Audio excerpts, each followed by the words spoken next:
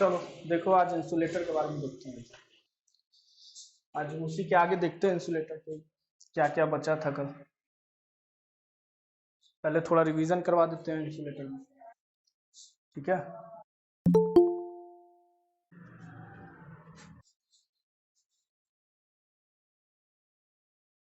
चलो देखो पहले थोड़ा इंसुलेटर के बारे में रिवीजन करवा देते हैं। क्या करता है, टावर को पावर कंडक्टर से अलग करने का काम करता है। इंसुलेटर क्या करता है, किसी भी पोल से जो ऊपर उसके पावर कंडक्टर जाता है उससे अलग थलग करने के लिए क्या यूज किया जाता है, इंसुलेटर यूज किया जाता है। नहीं तो कोई भी पोल को टच करता तो क्या हो जाता, उसको झटका लग जाता। इसीलिए हम लोग यूज करते हैं इंसुलेटर। अब इंसुलेटर में पहला कौन सा टाइप था, पिन टाइप इंसुलेटर। पहला कौन सा इसमें था, पिन टाइप इंसुलेटर।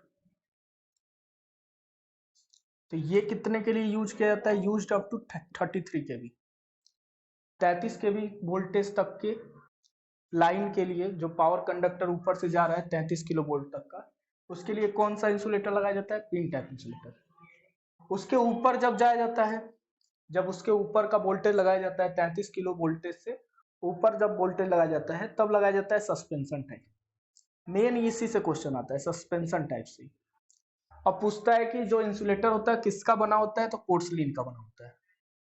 इसकी क्या क्या, इसकी फिजिकल सिग्निफिकेंस क्या क्या होना चाहिए, मैकेनिकल स्ट्रेंथ हाई होना चाहिए, और क्या फ्री फ्रॉम इम्प्योरिटी होना चाहिए। ये रिवीजन करवा रहे हैं, 5 मिनट में खत्म हो जाएगा।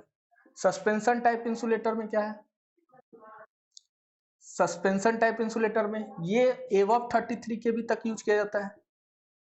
एबव 33 केवी वोल्टेज के लिए यूज किया जाता है। ये कैसा होता है, डिस्क लगे होते हैं इसमें। इसमें क्या लगे होते हैं, डिस्क लगे होते हैं, और आपस में सारे डिस्क क्या रहते हैं, सीरीज में जुड़े रहते हैं ऐसे करके, और इसको वर्टिकली प्लेस किया जाता है। इसको क्या किया जाता है, वर्टिकली प्लेस किया जाता है। तो इतना बात तुम्हें याद रखना है। इसी को और क्या बोला जाता है, डिस्क टाइप इंसुलेटर भी इसी का नाम है। तो कल ये बात नहीं बताए थे, इसको याद रखना कि डिस्क टाइप इंसुलेटर भी इसी को बोलते हैं, और स्ट्रिंग टाइप भी इसी को बोलते हैं। स्ट्रिंग टाइप, डिस्क टाइप और सस्पेंसर टाइप किसको बोलते हैं, इसी को बोलते हैं, डिस्क वाले को। थर्ड इसमें आता है कौन सा, strain type insulator. Strain type insulator same suspension type के जैसा ही होता है, बस ये वर्टिकली प्लेस होता है, और ये कैसा होता है, हॉरिजेंटली प्लेस होता है। ये कैसे प्लेस होता है, हॉरिजेंटली, ठीक है। हॉरिजेंटली प्लेस होता है, जैसे ये बना है वैसे ही, बस उसको क्या कर दो, लेटा दो, हॉरिजेंटल में हो जाएगा। स्ट्रेन टाइप इंसुलेटर होता है ये। इसी को टेंशन टाइप इंसुलेटर भी बोलते हैं। ये हाई टेंशन को रोकने के लिए यूज किया जाता है, इसलिए इसको क्या किया जाता है, टेंशन टाइप इंसुलेटर भी बोला जाता है। ये भी एवं 33 के भी ही यूज किया जाता है। और इसी का जैसा जैसे ये रिवर क्रॉसिंग के लिए यूज किया जाता है, ठीक है। रिवर क्रॉसिंग जहां हाई टेंशन हो उसके लिए यूज किया जाता है। और कहां पे यूज किया जाता है, जहां पे शार्प कार्नर आ जाता है वहां पे यूज किया जाता है। कार्नर का मतलब है कि तुम जा रहे हो, अपने गली में घूम गए, ठीक है, सीधे जा रहे हो और गली में कहीं घूम गए, तो यानी कार्नर पे आ गए, तो वहां पे ऐसा इंसुलेटर लगा रहता है। और इससे कम वोल्टेज का रहेगा तब कौन सा लगा रहता है, साइकिल टाइप। इसी के जैसा होता है, इसी के जैसा काम होता है, उसका क्या होता है, साइकिल टाइप इंसुलेटर का। साइकिल टाइप इंसुलेटर कहां तक यूज किया जाता है, यूज्ड अप टू 11 केवी। कहां तक यूज किया जाता है, 11 केवी तक के वोल्टेज के लिए यूज किया जाता है साइकिल टाइप। तो घरों के आसपास कौन सा लगा रहता है, साइकिल टाइप, अगर घुमाव रहता है तो, ठीक है। तो इतना बात कल हम लोग पढ़े थे, और भी पढ़े थे सस्पेंशन टाइप में, और भी पढ़े थे कैसे इसका स्ट्रिंग एफिशिएंसी निकाला जाता है।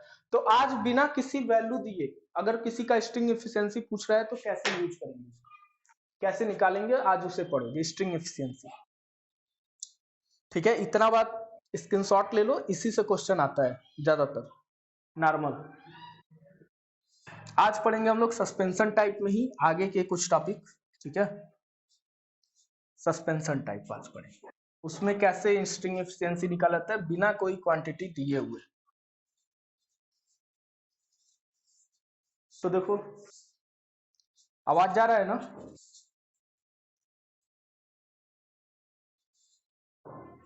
आवाज जा रहा है ना, अच्छा ठीक है।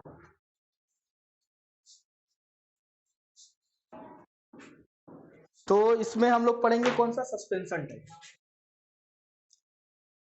सस्पेंशन टाइप का ही कल भी पढ़े थे, थोड़ा और आज पढ़ेंगे। क्या कि जो ये तुम्हारा सस्पेंशन टाइप इंसुलेटर लगा रहता है पोल के साथ, पोल के साथ कैसा लगा रहता है, सस्पेंशन टाइप लगा रहता है। ये सब सीरीज में लगे रहते हैं, ये सब सीरीज में लगे रहते हैं। मान लो 3 ही का लेते हैं, और यहाँ पर क्या रहता है, यहाँ से पावर कंडक्टर गुजरता है। ठीक है, यहाँ से तुम्हारा पावर कंडक्टर गुजरता है। अब इस इंसुलेटर को हम लोग किससे हटा देते हैं, कैपेसिटर की थ्रू हटा देते हैं। तो इसको, इसी का जब हम क्वेश्चन सॉल्व करते हैं, क्वेश्चन सॉल्व करते हैं मतलब क्या, स्ट्रिंग एफिशिएंसी निकालते हैं, तो इसको क्या करते हैं, पूछता है अच्छा ये बताओ ये क्या है, तो ये आता है क्रॉस आर्म। पूछता है किसका बना रहता है, तो ये बना रहता है किसका, स्टील का बना रहता है। क्रॉस आर्म किसका बना होता है, स्टील का। क्वेश्चन आया हुआ है जेईई कि क्रॉस आर्म किसका लेते हैं, तो स्टील का, मेनली किसका लेते हैं, स्टील का लेते हैं। ठीक है, अब देखो इस इंसुलेटर को जब हम क्या करते हैं, इसको इलेक्ट्रिकली डिजाइन करते हैं, तो कैसे करते हैं, मतलब अगर क्वेश्चन नेटवर्क का कोई क्वेश्चन सॉल्व करना होता है तो कैसे सॉल्व करते हैं इसका। तो ये तुम्हारा क्रॉस आर्म है, और यहां से इस इंसुलेटर को हम किससे डिनोट कर देते हैं, एक कैपेसिटर के थ्रू। एक ही लेते हैं, थोड़ा इजी हो जाएगा। कैपेसिटर के थ्रू डिनोट कर देते हैं इस पहले वाले को। इसको भी क्या कर देंगे, कैपेसिटर के थ्रू इसको क्या कर देते हैं, हटा देते हैं, और यहां से पावर कंडक्टर जा ही रहा है। ठीक है, इसको बोलते हैं, ये पिन है, ये इंसुलेटर का पिन है डिस्क का, और ये पिन है। इन दोनों के बीच जो कैपेसिटेंस बनता है उसे ही क्या बोलते हैं, पिन टू पिन कैपेसिटर। इसको क्या बोलते हैं, पिन टू पिन कैपेसिटर। और यहां से ये भी तुम्हारा क्या है, मेटेलिक पार्ट है। मेटेलिक पार्ट मतलब जिसमें करंट जा सकता है, मेटेलिक पार्ट है। और ये जो तुम्हारा लोहा है, ये भी जो पिन है वो भी तुम्हारा मेटेलिक पार्ट है। तो इन दोनों के बीच भी एक कैपेसिटेंस फॉर्म हो जाता है। ये कैपेसिटेंस किसके कारण, जब दो मेटेलिक के बीच, जब दो मेटेलिक एक पास रखते हैं और उनके बीच एयर रहता है, तो वहां एक क्या बन जाता है, कैपेसिटर का निर्माण हो जाता है। तो वही कैपेसिटर यहाँ बन जाता है। इसी के कारण जो स्ट्रिंग लगाते हो ना, उसकी इफिशियंसी घट जाती है, इसी कैपेसिटेंस के कारण। इस कैपेसिटेंस का क्या नाम है, स्ट्रे कैपेसिटेंस। और क्या बोलते हैं, पिन टू टावर कैपेसिटर। और क्या बोलते हैं, ये ग्राउंड से कनेक्ट रहता है, तो इसी का एक और नाम है पिन टू ग्राउंड कैपेसिटर। ठीक है, इतना बात समझ में आया कि नहीं। बहुत ज्यादा जल्दी जल्दी बता रहे हैं क्योंकि ये पिछले वीडियो में सब बताए हुए हैं। ठीक है, पिछले क्लास में सब कुछ चला हुआ है। आज बस इसको क्वेश्चन कैसे सॉल्व करते हैं उसको सिखाएंगे। ठीक है, स्ट्रे कैपेसिटर, यहां से कोई मतलब नहीं है क्योंकि जो इंसुलेटर है इन्हीं दोनों के बीच का हमें एफिशिएंसी देखना। ठीक है, तो इसको बोलते हैं स्ट्रे कैपेसिटर। इसको क्या बोलते हैं, स्ट्रे कैपेसिटर, जो ये बनता है। इसीलिए इसको CS से भी दिखा देते हैं। और अभी मत देखो, अब देखो क्या होता है। यहां तक बात समझ में आया कि नहीं। इस इंसुलेटर को हम लोग हटा के क्या कर दिए, कैपेसिटर के रूप में रख दिए, और एक टावर और इस पिन के बीच भी कैपेसिटर का निर्माण हो जाता है एयर के थ्रू। वो क्या हो जाता है, स्ट्रे कैपेसिटर। क्योंकि ये बहुत ज्यादा दूर थोड़ी ना होता है, बगल में ही रहता है। टावर और ये जो इंसुलेटर लगा रहता है वो बहुत ज्यादा दूर नहीं रहता, बहुत कम ही दूरी पर रहता है। तो मत सोचना कि बहुत ज्यादा दूर है। अब क्या होगा, कैसे इसका एफिशिएंसी निकालते हैं उसको देखते हैं। तो कल फार्मूला क्या लिखवाए थे, स्ट्रिंग एफिशिएंसी बराबर वोल्टेज अक्रॉस ईच वोल्टेज। मान लो इसको V1 ले रहे हैं, इसको V2 ले रहे हैं, इधर से करंट जा रहा है तो इधर प्लस माइनस ले लो। ये V1 ले रहे हैं, ये V2 ले रहे हैं, और ये क्या ले रहे हैं, V3 ले रहे हैं। तो तीनों के cross total voltage V1 plus V2 plus V3, अब बटे में बोले थे कितना तुम्हारा कैपेसिटर लगा है, कितना इंसुलेटर लगा है, उसका नंबर ऑफ इंसुलेटर गुणे जो नियरेस्ट कंडक्टर के होता है उसका वोल्टेज। ये क्या निकाल देता है, इफिशियंसी निकाल देता है। तो आज हम लोग सीखेंगे कि बिना कुछ दिए कैसे इसका इफिशियंसी निकालता है। मान लो पूछ दिया 3 कैपेसिटर लगा हुआ है, सॉरी 3 इंसुलेटर लगा हुआ है, कैपेसिटर की तरह यहां दिखाते हैं।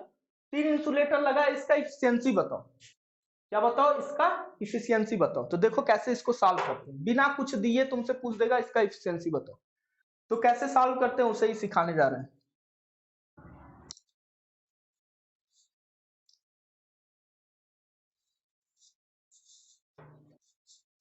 तो ये टावर है या कोई भी पोल है, ठीक है। यहां से तुम्हारा फिर वही बना रहे हैं, थोड़ा बड़ा बना रहे हैं जानबूझ के डायग्राम, ताकि क्वेश्चन सॉल्व करने में दिक्कत ना हो। इधर दिख रहा है ना?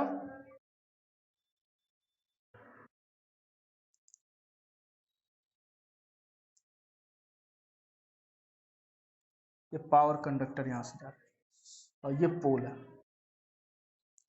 ठीक है। इसको सी से दिखा रहा है। इस कैपेसिटर को क्या, इंसुलेटर का जो एक्चुअल कैपेसिटर है वो है, ठीक है। अब क्या होगा, टावर और इस पिन के बीच कैपेसिटर का निर्माण हो जाता है, जिसे क्या बोलते हैं, स्ट्रे कैपेसिटर बोलते हैं। स्ट्रे कैपेसिटेंस के कारण स्ट्रिंग एफिशिएंसी क्या हो जाती है, खराब हो जाती है, ये बात याद रखना। स्ट्रे कैपेसिटेंस के कारण ही स्ट्रिंग एफिशिएंसी क्या हो जाती है, बेकार हो जाती है। तो पूछता है कि स्ट्रिंग एफिशिएंसी किसके कारण खराब होती है, तो बता दोगे स्ट्रे कैपेसिटर। इसको CS से दिखा दे रहे हैं, ठीक है। तो अब देखो, अब सॉल्व करते हैं इसको, ठीक है। चलो देखो, इस कैपेसिटर का मान ले लेते हैं कितना, C/2। इस जो स्ट्रे कैपेसिटर है इसका आधा ले लेते हैं, वो दिया रहेगा क्वेश्चन में कितना दिया है, ठीक है। स्ट्रे कैपेसिटर का मान, तो स्ट्रे कैपेसिटर का मान ले लेना आधा, ताकि दोनों क्या हो जाए, कट पिट जाए ना, बिना वैल्यू दिए देगा नहीं तो फिर क्या आ जाएगा, एक स्टैंडर्ड फार्मूला बन जाएगा। तो चलो देखो क्या होता है, यहां से करंट गया, यहां से मान लो 50 एम्पियर करंट गया, इसके अक्रॉस जो वोल्टेज है उसको क्या बोलेंगे, V1। इसके अक्रॉस जो वोल्टेज है उसको क्या बोलेंगे, V1। चलो इधर लिख दे रहे, इसके अक्रॉस जो वोल्टेज बनेगा V1, इसके अक्रॉस जो वोल्टेज बनेगा V2, इसके अक्रॉस जो वोल्टेज बनेगा उसे V3। अब देखो क्या होता है, यहाँ पर यहां से 50 एम्पियर गया, यहां मान लेते हैं क्या हो गया, 5 एम्पियर यहां पर चला गया, ठीक है। इधर कितना जाएगा, 45 एम्पियर जाएगा, फिर आगे जाएगा, इधर कितना जाएगा। तो करंट को स्टैंडर्ड ये दिया नहीं है तो कुछ मत लिखो यहाँ पर, झूठ में इसको I1 I2 से लिख लेते हैं ना। ये मान लो यहाँ से I चला, ठीक है, यहाँ से I चला, तो इसमें जाएगा I1 और इसमें जाएगा I2, ठीक है। इसमें जाएगा I2, इसमें जाएगा I1, फिर इसमें क्या जाएगा I2 डैश और इसमें क्या जाएगा I2 डबल डैश। इतना बात समझ में आएगी। करंट कुछ दिया नहीं है तो कैसे 50 एम्पियर ले लेते हैं, ऐसे ले लो, I ले लो, ठीक है। अब हमें क्या करना है, इस V1 को, तो V1, हाँ बोलो,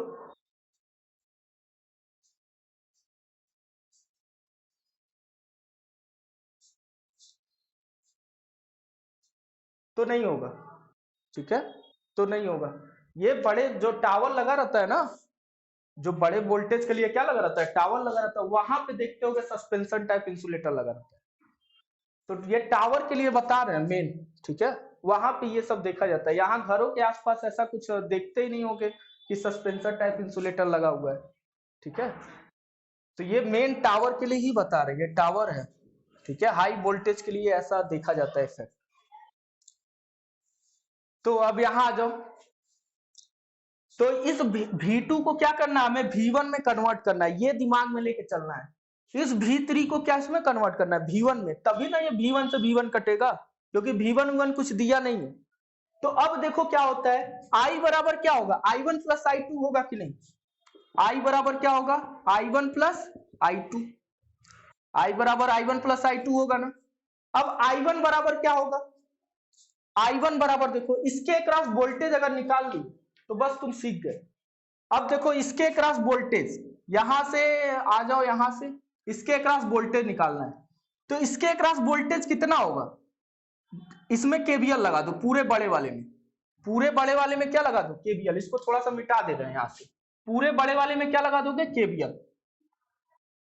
पूरे बड़े वाले में KVL दिख गया, तो KVL दिख गया, तो देखो इसके क्रॉस वोल्टेज निकालना है, इसके क्रॉस वोल्टेज निकालना है, क्योंकि I1 बराबर क्या होगा, V/XC, ठीक है, V/XC, V/Z होता है, तो यहाँ पे XC ले लेंगे, बस XC है। तो यहाँ का वोल्टेज निकालने के लिए क्या करेंगे, इसमें लगा देंगे, केवीएल, तो केवीएल लगाओगे अगर मान लो इधर से प्लस माइनस लेते हो क्योंकि करंट इंटर इधर कर रहा है, तो क्या होगा प्लस भी, दूसरा पोलरिटी ले रहे हैं, प्लस भी माइनस V2 और क्या होगा माइनस V3 बराबर 0 होगा कि नहीं? तो V बराबर क्या हो जाएगा V2 प्लस V3 होगा कि नहीं? ये बात समझ में आया कि नहीं आया? इसके अक्रॉस जो वोल्टेज होगा वो क्या होगा V2 प्लस V3 होगा कि नहीं? ये बात समझ में आया सबको? इसके अक्रॉस वोल्टेज निकालना है, इसके अक्रॉस, तो क्या कर लिए पूरा बड़े वाले में केवीएल लगा दिए। इसके अक्रॉस का वोल्टेज पता है V2 है, इसके अक्रॉस के वोल्टेज पता है V3 है, तो ये V कितना हो जाएगा V2 प्लस V3 के कैसे लिए हैं, सबका सेकंड पोलरिटी लिए हैं, प्लस V, इसका second polarity plus minus V2, इसका सेकंड पोलरिटी माइनस V3, ठीक है, फिर प्लस V यहीं रहने दिए, V2 V3 को उधर भेज दिए, V बराबर V2 प्लस V3, तो वोल्टेज पता चल गया इसके अक्रॉस।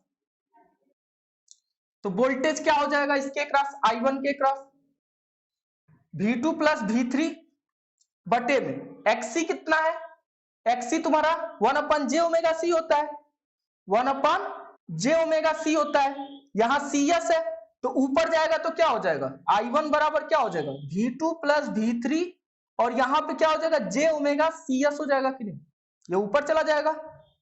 अब CS के जगह क्या रख दोगे C/2 रख दोगे और यही मान उठा के यहां रख देना, I बराबर क्या हो जाएगा, I का मान कितना है, I का मान इसके अक्रॉस जो वोल्टेज होगा V1, I के अक्रॉस V1 बटे XC का क्या हो जाएगा j⍵c, ये बात समझ में आया कि नहीं? I के अक्रॉस, I1 के अक्रॉस क्या हो जाएगा V2 plus V3 into j⍵c/2, ये I1 के क्रॉस। I2 के क्रॉस क्या होगा, तो I2 के क्रॉस तो सीधे सीधे दिख रहा है V2 अपान, इस I2 के क्रॉस क्या होगा V2 इंटू j⍵c, ये बात समझ में आया कि नहीं? नहीं समझ में आया तो एक बार और बताएं, बताओ I के क्रॉस कितना होगा, I मतलब इसमें जो फ्लो हो रहा है, तो इसमें जो फ्लो हो रहा है इसका वोल्टेज देखोगे और पूरा इसका XC देखोगे, तो यहां I बराबर क्या हो जाएगा V बटे XC, V का मान कितना है V1 है, ओवरऑल वोल्टेज V1, अब बटे में XC कितना है XC 1/j⍵c ऊपर चला जाएगा, यही तो लिखे हैं I बराबर, और I3 बराबर क्या हो जाएगा, सॉरी I2 बराबर क्या हो जाएगा, I2 बराबर इसके अक्रॉस जो वोल्टेज है V2 और इसके अक्रॉस जो रिएक्टेंस है j⍵c हो जाएगा।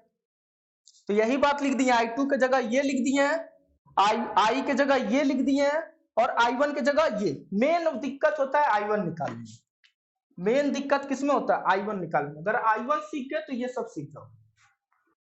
तो अब देखो सब में j⍵c है ना, j⍵c सब में है, सबको काट देना है, j⍵c सब में है, j⍵c खत्म, बचा क्या यहाँ पर V1 बचा, यहाँ क्या बचा V2/2 बचा, V3/2 बचा प्लस V2 बचा कि नहीं बचा, अब क्या बचा V2/2 और V2, यहां V3/2 बचेगा प्लस इधर क्या बचेगा 1 और 1/2 यानी 3/2 V2 बचेगा कि नहीं, ठीक है, एक इक्वेशन यहां से मिल जाएगा, 2 को इधर ले आ दो तो 2V1 बराबर क्या हो जाएगा, 2V1 बराबर हो जाएगा V3 प्लस 3V2, ये एक इक्वेशन मिला कि नहीं मिला, अभी एक इक्वेशन मिला, अभी एक और इक्वेशन मिलेगा तब क्या करोगे वैल्यू निकाल लोगे एक V1 के टर्म में।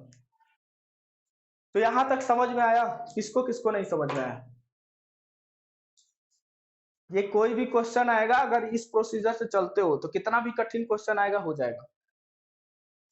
समझ में आया विकास? कैसे निकाल रहा है समझ रहे हो? तो रिस्पॉन्स ही नहीं दे रहे हो। ये समझ में आया I1 कैसे निकला है? I1 क्या करोगे तो हाँ केवीएल से निकाल दिए आप V का मान, ठीक है, XC का मान कितना होगा, इसके अक्रॉस जो रिएक्टेंस है, तो इसके अक्रॉस CS था, CS का मान दे दिए C/2, तो यहां पर रख दिए वही C/2। I2 क्या होगा जो इसमें करंट जा रहा है, ठीक है, तो V क्या हो जाएगा XC, ठीक है, इसको स्क्रीनशॉट लेना है तो ले लो, इसका बस काम है आगे। अब देखो दूसरा वाला, इसको मिटा रहे हैं। अब आ जाओ यहां पर, एक और कैपेसिटर था ना CS, इसका भी मान C/2 था। अब इसका निकालोगे, I2 बराबर क्या हो जाएगा, I2 डैश, I2 बराबर क्या हो जाएगा, I2 dash plus I2 double dash.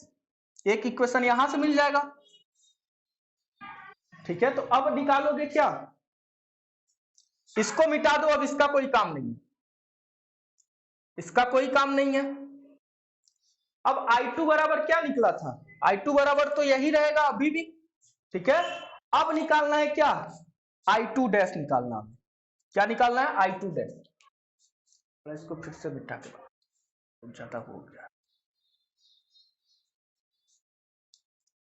यहां पे क्या था, C, यहां एक C था और एक यहां C था, एक यहां पर तुम्हारा CS था, इसका क्या नाम है, C/2। यही निकालना है। I2 तो हमें पता है, यहां से जा रहा है I2 डैश और यहां पे जा रहा है I2 डबल डैश, इसका मान C है।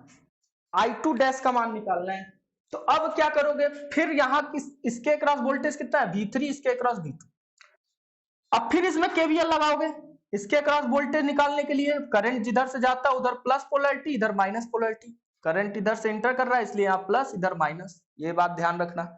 इधर प्लस करंट इंटर कर रहा है, इधर माइनस। तो अब देखो V बराबर क्या होगा, सेकेंड पोलैरिटी लिखो प्लस V, इसका भी सेकेंड पोलैरिटी लिखोगे माइनस V3 बराबर 0, यानी V बराबर क्या आ जाएगा, V3।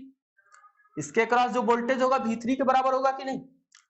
अब निकालोगे I2 डैश बराबर तो क्या हो जाएगा, V/XC। V का मान कितना है, V3 है, और XC का मान कितना है, j⍵C। ऊपर चला जाएगा, j⍵CS, CS का मान C/2 है।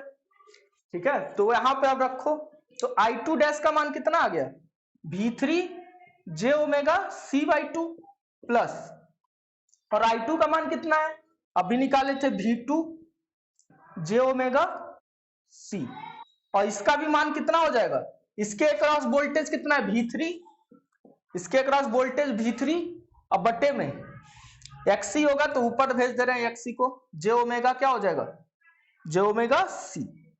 अब फिर इसमें से j⍵C खत्म हो जाएगा, बचेगा क्या, यहां पर V2 बराबर क्या बचेगा, V3/2, यहां V3/2 बचा, प्लस एक V3 बचा, यानी क्या बचेगा, 3V3/2 बचेगा कि नहीं। तो V2 बराबर आ गया 3V3, V2 बराबर क्या आ गया, 3V3। अब यहां पर वैल्यू पुट कर दो V2 का मान, तो V1 के रिस्पेक्ट में आ जाएगा, तो 2V1 बराबर, इधर दिख रहा है, इधर दिख रहा है, चलो देखो 2V1 बराबर V3 का मान यहां पे रहने दो, V2 का मान यहां से पुट कर दो। V2 का मान क्या है, 3V3/2, 3 इंटू V2 का मान कितना है, 3V3/2। तो यहां पर मान कितना आ जाएगा, V3 प्लस 3×3 = 9, 9V3/2।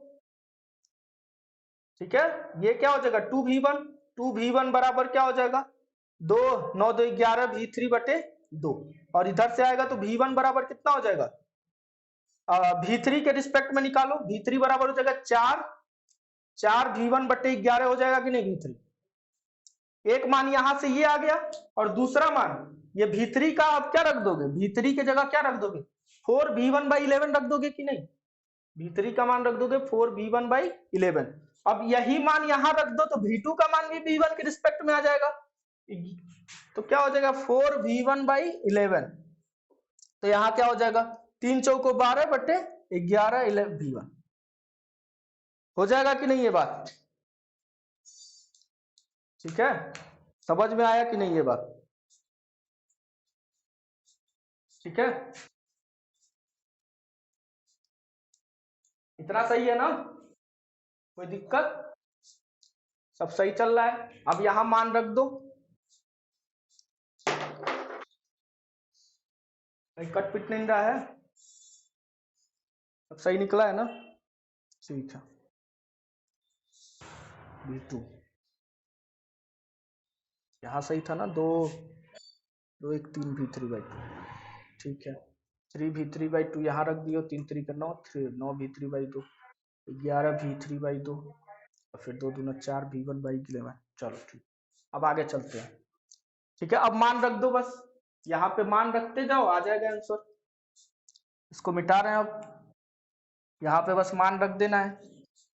तो v2 बराबर ये है और v3 बराबर ये है, तो ईटा बराबर v1 क्या है, v1 रहने दो ऐसे ही, प्लस v2 की जगह क्या रख दोगे 12/11 v1 प्लस v3 बराबर क्या रख दोगे 4 v1/11 और बटे में 3 है, 3 थे ना इंसुलेटर और गुड़े v1। तो यहाँ पे क्या हो जाएगा 11 इधर हो जाएगा, सबसे 11 से गुणा कर दो और सबको बट्टे में ले आ दो, 33 हो जाएगा। अब v1 रहने दो, इधर हो जाएगा 11 12 23, 23 और 4 25, 25 v1 हो जाएगा कि नहीं, v1 से v1 कट जाएगा, 25/33 गुणे 100 कर दोगे, परसेंटेज में निकल जाएगा मान। ऐसे करके इसका मान निकलता है। ठीक है, कहीं गड़बड़ नहीं ना हुआ था। तो 4/11 किसका v2 का मान, एक बार और देखें क्या v2 का मान। हाँ वही तो मैं सोच रहा हूँ, कहाँ गड़बड़ हुआ है, कहीं रखने में गड़बड़ हुआ है क्या, मान रखने में गड़बड़ हुआ है क्या कहीं।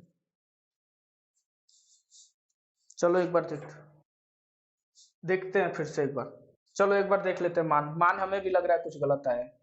तो I2 बराबर क्या होगा I2 dash plus I2 double dash, I2 का मान कितना है V2 j ओमेगा सी, और I2 डैश का मान कितना हो जाएगा भाई V3 बाई, यहां लिख दो j omega C by 2, plus I2 double dash का मान कितना हो जाएगा V3 j ओमेगा सी, यहीं कहीं गलती हुआ था, देखते हैं। V2 बराबर हो जाएगा तुम्हारा V3/2, 3v2/2 हो जाएगा, 3v3/2, 3v3/2 ही तो रखे थे, और सही तो है V2 बराबर है, अरे सही तो रखे हैं यार। अच्छा V3 का मान यहाँ रखेंगे तो 6/11 आ रहा था ना, चलो देखते हैं। अच्छा वही 12 कर दिए थे, अच्छा तभी कह रहे हैं कहाँ गड़बड़ हो रहा है। V3 का मान कितना हो जाएगा, अच्छा काटे नहीं थे, 4v1/11 और यहाँ 2 तो रह गया था ना, यही 2 छूट गया था, ये 2 से इधर कट जाएगा, यहाँ पे क्या हो जाएगा 4v1/11, सही था सब कुछ। ठीक है, बस यहाँ 2 छूट, हाँ 3 दूना 6 हो जाए, 6 हो जाए, पहले ही बताए होते तो ये 2 छूट रहा था। ठीक है, ये 2 यहाँ से छूट रहा था इसके पहले, तभी तो कह रहे हैं क्यों आ नहीं रहा है। तो अब देखो उसको सुधार लेना, चलो ये V2 बराबर हो जाएगा, अब मान रख दो, कैलकुलेशन समझ में आया कि नहीं, मेन कैलकुलेशन में V1 प्लस V2 का मान कितना आएगा 6v1/11, तभी थोड़ा गड़बड़ हो रहा था, और V3 का मान 4v1/11 और यहाँ 3 हो जाएगा, और V1 का मान कितना दिया है कुछ नहीं, तो ऐसे ही रख दो, तो 11 6 17 4 21 V1 बटे क्या हो जाएगा 33 V1 से V1 कट गया, 21/33 गुणे 100, परसेंटेज में निकाल लो, तो जितना भी आएगा 33 तिया 3.33 आएगा, और 21 तिया कितना हो जाएगा 63 दशमलव समथिंग आएगा परसेंटेज, 63% के लगभग आएगा। ठीक है, ये तीन इंसुलेटर लगा है स्ट्रिंग में, तब का ये परसेंटेज है स्ट्रिंग एफिशिएंसी। समझ में आया है, केबीएल है, अगर केबीएल सीख गए तो आसानी से क्वेश्चन लग जाएगा। एक एसएससी जेई का क्वेश्चन करवाते हैं, आया हुआ है। ठीक है, अब समझ में आ गया, पहले से पढ़े थे इसको विकास,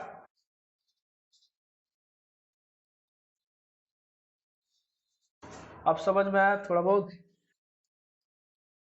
चलो अब एक और दिखाते हैं क्वेश्चन से क्लियर हो जाएगा। और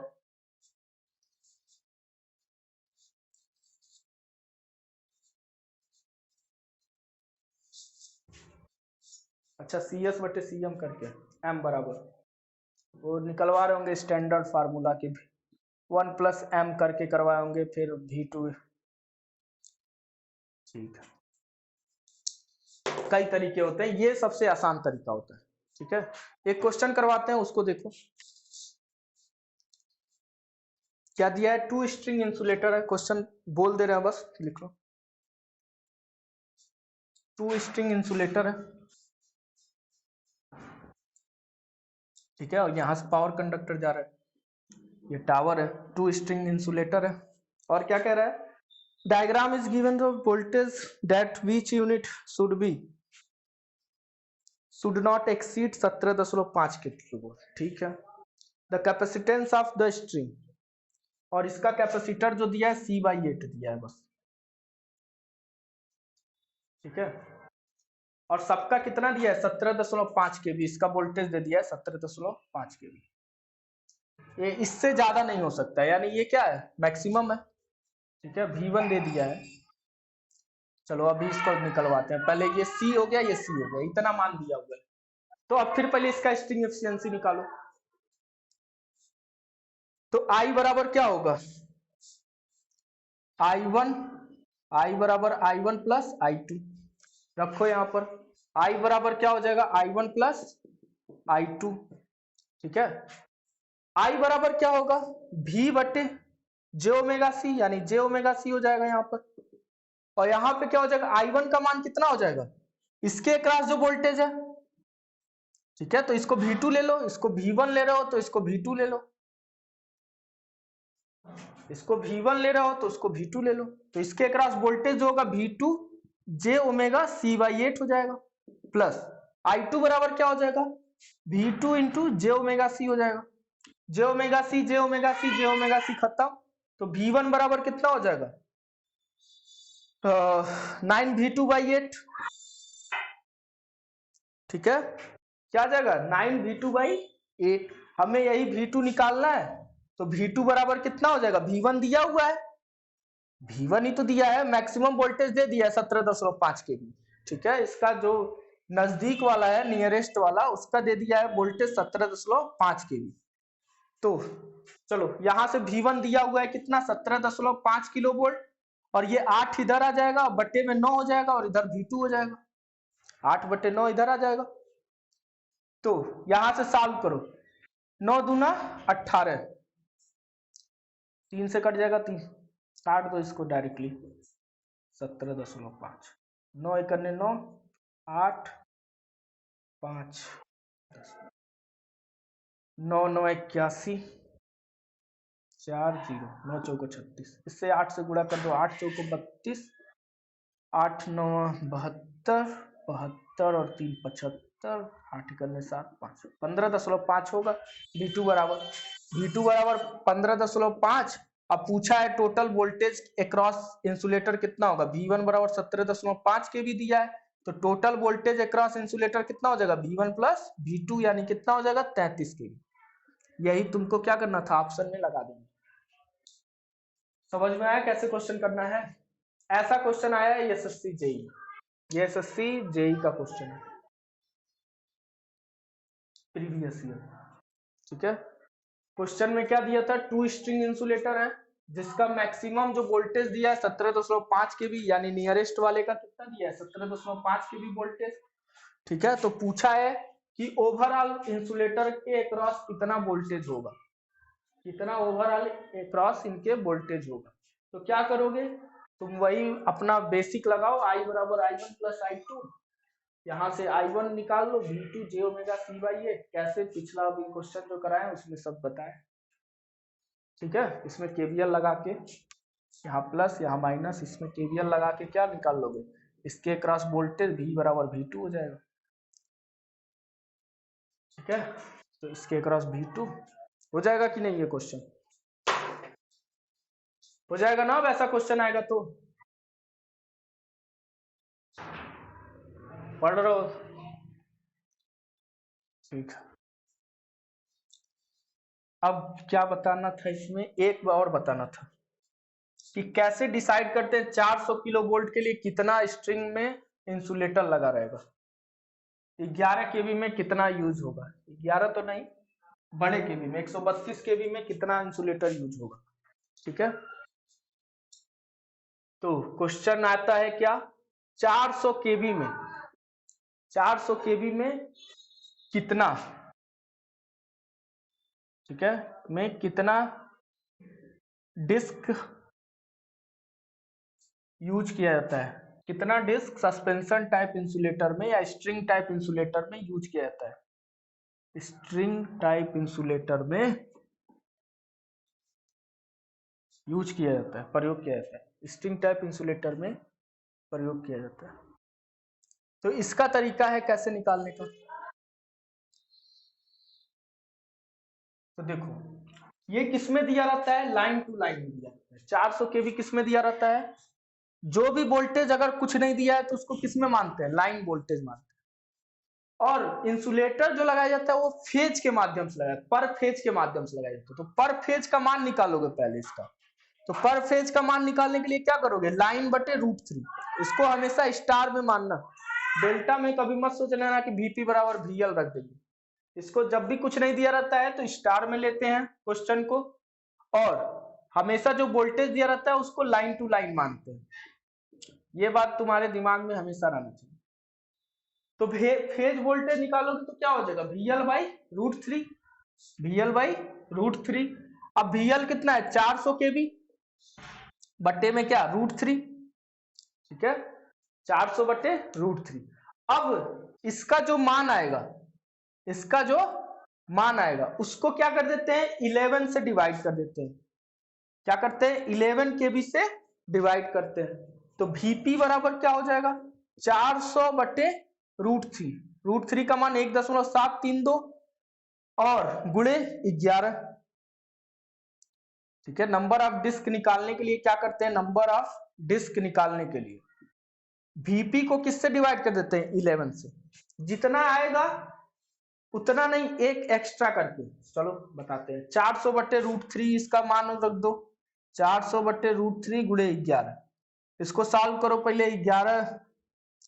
11 33 7 0, 11 66 4 0, 11 33, ऐसे ही आता रहेगा 36.6। अब √3 से इसको डिवाइड कर दो, तो 36.36 को किससे डिवाइड करोगे, 1.732 से, ये आता है शायद 21 आता है, कितना आता है, 21 या 22 आता है, रुको देखते हैं। 400 की 21 आता है, कितना आता है, 21 के अप्रॉक्स आता है, ये लगभग 21 के अप्रॉक्स आता है। तो 21 नहीं लगाएंगे नंबर ऑफ डिस्क, ये तो 21 आया भाग देके, इसमें क्या करते हैं, एक एक्स्ट्रा लगाते हैं। क्या लेते हैं, एक एक्स्ट्रा इंसुलेटर लेते हैं फॉर सेफ्टी, यानी 21 तो आएगा भाग देके, या 20 दशमलव समथिंग आएगा तो 21 उसको मान लेंगे, और एक एक्स्ट्रा इंसुलेटर लगाते हैं। तो कितना इंसुलेटर यूज करते हैं, 22 इंसुलेटर का यूज करते हैं, ठीक है। तो ऐसे करके क्या करते हैं, इस क्वेश्चन को सॉल्व करते हैं। 400 केवी में कितना डिस्क का लगेगा, तो 400 केवी में तुम्हारा कितना डिस्क इंसुलेटर लगेगा, 22 डिस्क इसमें यूज होंगे। कितने डिस्क, 22 डिस्क इसमें यूज होंगे। समझ में आया कैसे कैसे सॉल्व किए हैं। एक एक्स्ट्रा सेफ्टी के लिए जोड़ते हैं, ठीक है। मान लो 21 के लिए तो आया, लेकिन मान लो कोई एक उसी में खराब हो गया, एक सही से काम नहीं कर रहा है, तो एक सही नहीं काम करता है, उसके लिए हम लोग एक एक्स्ट्रा लगाते हैं। एक क्या लगाते हैं, एक्स्ट्रा लगाते हैं सेफ्टी के कारण, ठीक है, ड्यू टू सेफ्टी। अब 21 जैसे डिस्क लगा रहे हो तो एक डिस्क और लगा दो, ज्यादा कॉस्ट नहीं पड़ेगा, ठीक है। इसके कंपेयर में, 21 के कंपेयर में सेफ्टी फैक्टर तुम्हारा बढ़ जाएगा। अब देखो दूसरा, इसी में दूसरा क्वेश्चन एक और देते, कितना मिनट हो गया, 1 घंटा करीब हो गया क्या, ठीक है। अगला क्वेश्चन देखो, अगला आ जाए इसी में 33 केवी के लिए। 33 केवी के लिए बताओ, ये ज्यादातर पूछ देता है, 33 केवी के लिए कितना डिस्क लगाएंगे स्ट्रिंग टाइप इंसुलेटर में। तो इसको क्या लोगे, 33 केवी लोगे, ठीक है। इसको कितना लोगे, लाइन टू लाइन 33, तो फेज निकालोगे तो क्या हो जाएगा, 33 बटे √3, ऊपर √3 से नीचे √3 से गुणा कर दो तो थोड़ा आसान हो जाएगा। तो 11√3 हो जाएगा कि नहीं? ठीक है, ये VP आ गया। उसके बाद से क्या निकालोगे? Number of disc. तो नंबर ऑफ डिस्क निकालने के लिए क्या करते हैं, जो फेज वोल्टेज होता है उसको 11 से डिवाइड कर देते हैं। तो 11√3 बटे क्या हो जाएगा 11, 11 से 11 खत्म, यानी क्या हो जाएगा 1.732 लगभग किसके बराबर है, 2 के।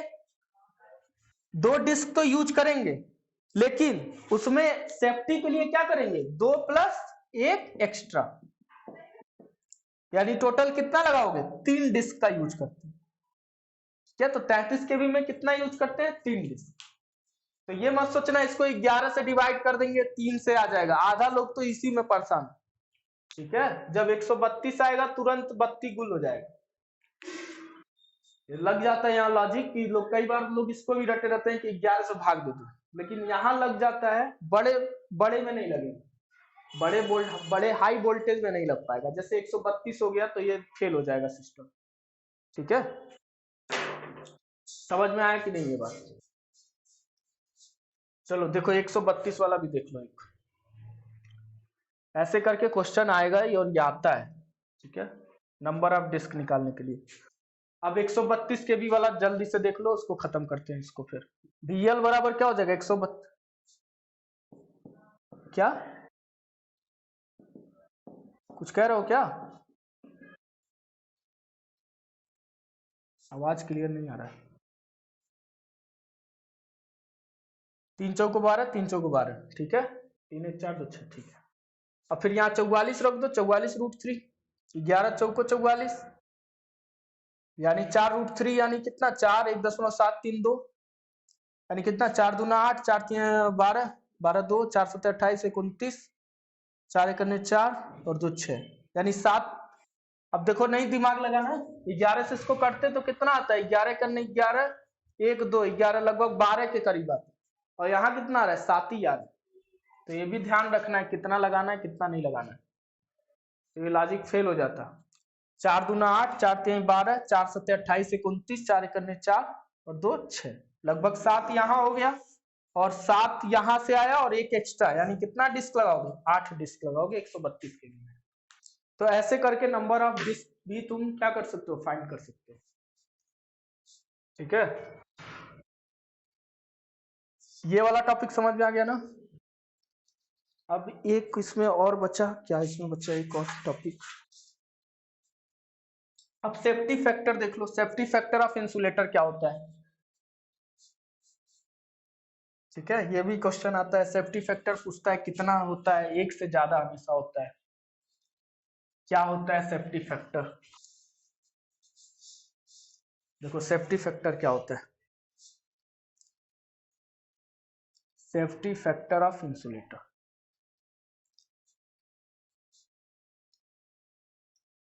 कल से फॉल्ट शुरू करेंगे, fault LG, double LG, triple LG, बहुत कुछ है। ठीक है, LL, safety factor of insulator, ये क्या होता है। सेफ्टी फैक्टर बराबर क्या होता है, पंचर स्ट्रेंथ,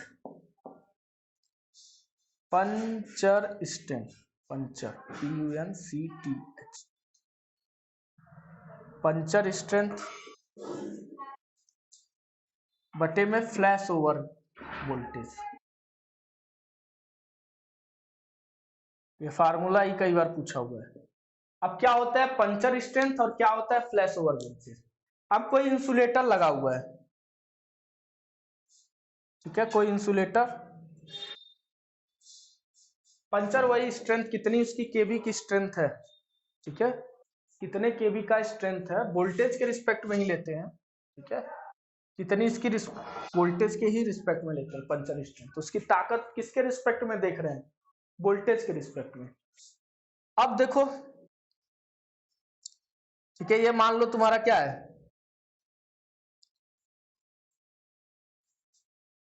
ये इंसुलेटर है, ये इंसुलेटर है, इसका फ्लैश ओवर वोल्टेज क्या होता है और पंचर स्ट्रेंथ क्या होता है, यही बात है।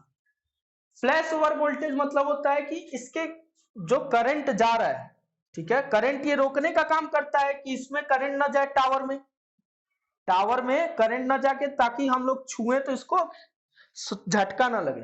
ठीक है, इसमें अगर करंट जाने लगेगा इसके थ्रू, यहां से अगर करंट निकल गया तो हम लोग छुएंगे तो झटका लगेगा कि नहीं, झटका लगेगा।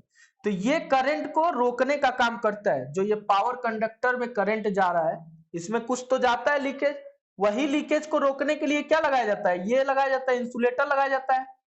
तो ये अगर रोक रहा है तो काम सही चल रहा है। क्या हो रहा है, काम सही चल रहा है। लेकिन हल्का हल्का क्या होता है, इसमें करंट जाने लगता है।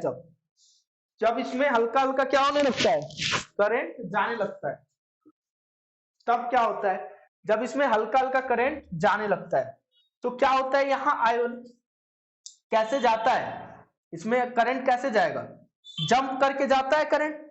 जंप क्या करता है, एयर को आयोनाइज करने लगता है। एयर को क्या करने लगता है, जब बहुत हैवी करंट आता है तो एयर को क्या करने लगता है, आयोनाइज करने लगता है।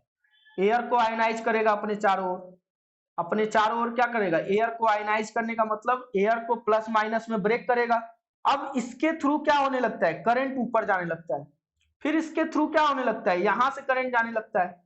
तो ये जो करंट जाता है, इससे ही ये जिस जिस वोल्टेज पे ये करंट जाता है, जिस वोल्टेज पे ये करंट जाने लगता है एयर को आयनाइज करके, उससे क्या बोलते हैं, फ्लैश ओवर वोल्टेज। क्या बोलते हैं, फ्लैश ओवर वोल्टेज। अब ये बहुत ज्यादा जब बन जाएगा, जब आयोनाइजेशन पूरा अच्छे से हो जाएगा, तो क्या हो जाएगा, इसका पंचर हो जाता है। ये जो इसका मैकेनिकल स्ट्रेंथ होता है और इसका जो इंसुलेटर होता है, इसका स्ट्रेंथ खत्म हो जाता है, रोकने का क्षमता इसका क्या हो जाता है, खत्म। यानी जितना करंट आएगा वो पूरा क्या हो जाएगा, ऊपर से बह जाएगा, मतलब ऊपर से बह के फिर इस टावर से नीचे आ जाएगा। तब ये जो कंडीशन आता है, ये कंडीशन जब पूरा का पूरा करंट इस रास्ते से यहां से ग्राउंड चल जाने लगता है, तब इसको बोलते हैं पंचर। पंचर मतलब क्या है कि इंसुलेटर अपना काम भूल गया है। इसका काम क्या था, करंट को रोकना, अब करंट को रोक नहीं पा रहा है, यानी वो क्या हो गया, पंचर हो गया, खराब हो गया, हवा निकल जाता है। वैसे भी सोचते होगे कि ये तुम्हारा क्या है, साइकिल है, साइकिल का पहिया है। साइकिल के पहिए में पंचर कब होता है, जब पंचर का मतलब साइकिल कब आगे नहीं जाता है, जब इसका हवा निकल जाता है। हवा निकल जाता है यानी ये खराब हो जाता है। सेम काम ये भी है, इसका भी क्या है, हवा निकल गया करंट को रोकने का, तो करंट रोकने का हवा निकल गया, मतलब ये खराब हो गया, खराब हो गया तो ये पंचर हो गया। तो जिस वोल्टेज पे पंचर होता है उसका स्ट्रेंथ यहां लिखना है। और दूसरा फ्लैश ओवर वोल्टेज। तो बताओ पहले फ्लैश ओवर होगा कि पहले पंचर होगा, पहले फ्लैश ओवर होगा कि पहले पंचर होगा। तो पहले फ्लैश ओवर होता है, यानी फ्लैश ओवर वोल्टेज का मान क्या होगा, कुछ कम होगा। मान लो इसका 0.8 पे ही क्या हो जा रहा है, ये पंचर हो जा रहा है। कितने पे पंचर हो, सॉरी, फ्लैश ओवर वोल्टेज कब से स्टार्ट हो जा रहा है, हल्का लीकेज करंट कब से फ्लो होने लग रहा है, 0.8 पे। और ये क्या हो रहा है, जब एक आ रहा है तब पंचर हो जा रहा है। जैसे मान लो 0 से शुरू किए तो 0.8 जब किलो वोल्ट आया, वैसे ही समझा रहे हैं कि 0.8 जैसे आया तो लीकेज करंट फ्लो होना शुरू हो गया। अब जैसे ही लीकेज 0.8 से 1 पे गए, 1 पे गए तो क्या हो गया, पूरा का पूरा करंट अभी ग्राउंड के रास्ते ही निकलना शुरू हो गया। तो यहां पे होता है पंचर, और यहां पे क्या होना शुरू हो जाता है, leakage current, flash over voltage के कारण लीकेज करंट फ्लो होने लगता है। तो देखो यहां पर पंचर स्ट्रेंथ का मान कितना होगा, इससे ज्यादा होगा। तो इससे ज्यादा होगा तो हमेशा सेफ्टी फैक्टर का मान क्या होगा, 1 से ज्यादा होगा। तो यही सेफ्टी फैक्टर का मान पूछता है कि ग्रेटर देन 1 होता है, लेस देन 1 होता है, या इक्वल टू 1 होता है। तो ये क्या होता है, सेफ्टी फैक्टर हमेशा ग्रेटर देन 1 होता है। हमेशा पंचर स्ट्रेंथ क्या होना चाहिए, हाई होना चाहिए फ्लैश ओवर वोल्टेज। जब फ्लैश ओवर वोल्टेज आएगा तो क्या करने लगेगा, एयर को आयनाइज करके करंट कुछ फ्लो होने लगता है इस टावर के माध्यम से। इसीलिए कभी भी टावर को जाकर छू मत लेना। वैसे तो इसके लिए और भी कई सारे चीज लगे रहते हैं। एक यहाँ पे स्ट्रे वायर लगाया जाता है जो क्या करता है, या ग्राउंड वायर रहता है जो क्या कर देता है कि अगर इसमें हल्का भी लीकेज हो रहा है तो इस रास्ते से तुमको बचा देगा, इस रास्ते से करंट चला जाएगा और इस टावर में करंट जाने से रोक देगा। ठीक है, इसीलिए जो ग्राउंड किया जाता है उसको भी नहीं टच किया जाता है, टावर से हमेशा दूरी रहा जाता है। ठीक है, हल्का वोल्टेज या करंट उसमें आता रहता है। तो ये था सेफ्टी फैक्टर। सेफ्टी फैक्टर क्या होता है? Puncture strength upon flash over voltage. इसमें कुछ पूछना है तो पूछ लो। फ्लैश ओवर वोल्टेज क्या होता है? एक ऐसा वोल्टेज का रेंज जिसपे क्या होने लगे, एयर आयोनाइजेशन शुरू हो जाए, एयर के थ्रू करंट क्या होने लगे, पास होने लगे इस टावर के मदद से ग्राउंड में। ठीक है, तो उसको बोलते हैं फ्लैश ओवर वोल्टेज। और उससे जब ज्यादा बढ़ा दोगे तो पंचर हो जाएगा। तो पंचर हो जाएगा तो ये क्या हो जाएगा, पूरा का पूरा करंट क्या हो जाएगा, इस ग्राउंड में आना शुरू हो जाएगा। तो ग्राउंड में आएगा यानी टावर के थ्रू आएगा, तो टावर को कोई भी टच करेगा तो क्या हो जाएगा, खत्म हो जाएगा। तो जो करंट आगे भेजना था पता लग रहा है वो यहीं से ग्राउंड हो जाएगा। ठीक है, अब इसमें क्या बचा है, पोल के बारे में थोड़ा बता देते हैं। पोल के बारे में, वुडन पोल कितना रेंज पे लगाया जाता है, स्टील टावर कितने रेंज पे लगाया जाता है। ठीक है, कल से फाल्ट शुरू करेंगे, आज इंसुलेटर का ये टॉपिक क्या हो गया, खत्म हो गया।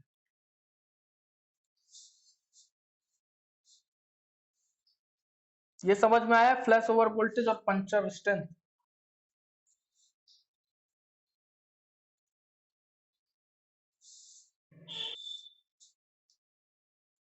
चलो अब देखो, वुडन पोल कितने रेंज पे लगाया जाता है। वुडन पोल, लकड़ी का पोल पहले यूज किया जाता था। ठीक है, लकड़ी का पोल 50 मीटर के रेंज पे लगाया जाता है। ठीक है, और कितने किलो वोल्ट तक, ये कितने रेंज तक लगाया जाता है, 50 मीटर के। जो दो लकड़ी के पोल के बीच का स्पैन कितना होना चाहिए, 50 मीटर। और कितने केबी तक यूज किया जाता है, 0 से 20 केबी तक। इससे ज्यादा करोगे तो क्या हो जाएगा, इसके रास्ते से करंट नीचे आने लगेगा, भंजन कर देगा या जला देगा लकड़ी को। खूब ढेर सारा बढ़ाओगे तो लकड़ी क्या हो जाएगा, जल जाएगा। इतना ज्यादा वोल्टेज अगर लगा दोगे तो लकड़ी क्या हो जाता है, जल जाता है। फिर 50 मीटर के रेंज पे लगता है। दो वुडन पोल के बीच की दूरी कितनी होती है, 50 मीटर। इसी को बोलते हैं स्पैन। ठीक है, स्पैन कितना होता है दो वुडन पोल के बीच, 50 मीटर। और इसकी रेंज कितनी होती है, 0 से 20 किलो वोल्ट। 0 से 20 किलो वोल्ट। इसको सड़ने से बचाने के लिए पूछता है, लकड़ी को सड़ने से बचाने के लिए कौन सा आयल यूज किया जाता है, तो क्रेओसोट। इसका नाम थोड़ा अजीब है। ठीक है, क्रेओसोट आयल का यूज किया जाता है। ठीक है, क्रेओसोट आयल का। ठीक है, CREOSOT, क्रियोसोट आयल का यूज किया जाता है। ठीक है, इसको सड़ने से बचाने के लिए। स्टील पोल अगला आता है। अगला कौन सा आता है, स्टील पोल। वो कितने के रेंज पे होता है, ये वुडन पोल हो गया, दूसरा स्टील पोल। स्टील पोल ये होता है 50 से 80 मीटर। 50 से 80 मीटर, दो पोल के बीच का रेंज कितना होता है, 50 से 80 मीटर। और इसका वोल्टेज कितना होता है, 33 केवी तक। कितने तक, 33 केवी तक क्या होता है, इसका रेंज होता है वोल्टेज का, स्टील पोल का। ठीक है, और इसको क्या किया जाता है, पेंट कर दिया जाता है। इसका संक्षारण को रोकने के लिए पेंट कर दिया जाता है। इसको संक्षारण को रोकने के लिए क्या किया जाता है, पेंट कर दिया जाता है स्टील पोल। ठीक है,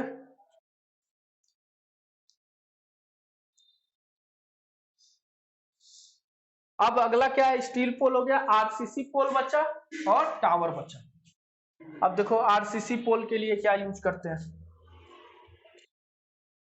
आरसीसी पोल ये कितने दूर तक होता है, 80 से 200 मीटर तक। इनके बीच का रेंज कितना होता है, 80 से 200 मीटर। पहला क्या था, वुडन पोल 50 मीटर, यही लिख दे रहे हैं। ठीक है, स्टील पोल 50 से 80, और ये कितना होता है, 80 से 200। ठीक है, ये भी कितने वोल्टेज तक, 33 केबी के वोल्टेज तक। ठीक है, आरसीसी पोल, आरसीसी मतलब वही सीमेंट वाला। और इसका सबसे ज्यादा लाइफ इसी का होता है, लाइफ इस सबसे ज्यादा इसका क्या होता है, मोर होता है इसका लाइफ क्या होता है, सबसे ज्यादा मोर होता है। और मैकेनिकल स्ट्रेंथ भी इसका सबसे हाई होता है। मैकेनिकल स्ट्रेंथ भी क्या होता है, हाई होता है। अब आता है अगला स्टील टावर। अब टावर का देखो, टावर के बीच का डिस्टेंस कितना होता है, 300 मीटर। इसीलिए देखते हो बहुत दूर दूर तक। ठीक है, सॉरी 200 मीटर। मैकेनिकल स्ट्रेंथ मतलब उसके अंदर क्या है कि ताकत ज्यादा है, सहने किसी भी सहने का ताकत ज्यादा है। ठीक है, जैसे इस पे वोल्टेज लगा रहे हो, तो वोल्टेज लगा रहे हो तो ये जलेगा, खराब नहीं होगा, टूटेगा फूटेगा नहीं, ठीक है, मैकेनिकली ये स्ट्रांग होता है, ठीक है। लेकिन लकड़ी क्या होता है, जल जाता, ज्यादा वोल्टेज लगा दिए तो ऊपर से ही क्या होना लगेगा, जलने लगेगा, करंट तो नहीं पास कराता है लेकिन जल जाता है। वो ऐसा इंसुलेटर होता है जो क्या करता है, अपने आप को खत्म कर देगा लेकिन कंडक्टर नहीं बनेगा। ये 200 मीटर, और इसका जो एवब 33 केवी से यूज किया जाता है, इसके लिए क्या होता है, एवब 33 केवी, ठीक है। और इसको हाई वोल्टेज तो लिख ही दिए, एवब 33, लॉन्ग ट्रांसमिशन लाइन में यही यूज किया जाता है। स्टील टावर, रेंज इसका स्पैन याद कर लो 200 मीटर, ठीक है। एवब 33 किलोवोल्ट के ऊपर के लिए क्या किया जाता है, स्टील टावर का यूज किया जाता है। इसमें ये आयल का नाम याद रखना, एक बार पूछा हुआ है यूपीपीसीएल में, क्रेओसोट आयल, ठीक है। इसको करने के लिए गैल्वेनाइज्ड कर दिया जाता है, गैल्वेनाइज्ड आयरन का यूज किया जाता है और पेंट का यूज किया जाता है।